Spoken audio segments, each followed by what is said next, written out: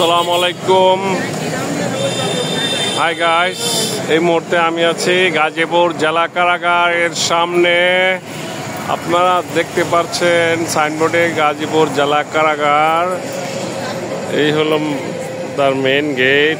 এখানে অসংখ্য লোক না, অল্প কিছু লোক দাঁড়িয়ে অপেক্ষা করতেছে। আজকে আমাদেরই একটা বন্ধু গাজীপুর জেলা কারাগার থেকে বের হবে। গাজীপুর জেলা কারাগার থেকে আজকে বের হবে। ওনাকে একটি মিথ্যা মামলা দিয়ে অ্যারেস্ট করেছিলেন।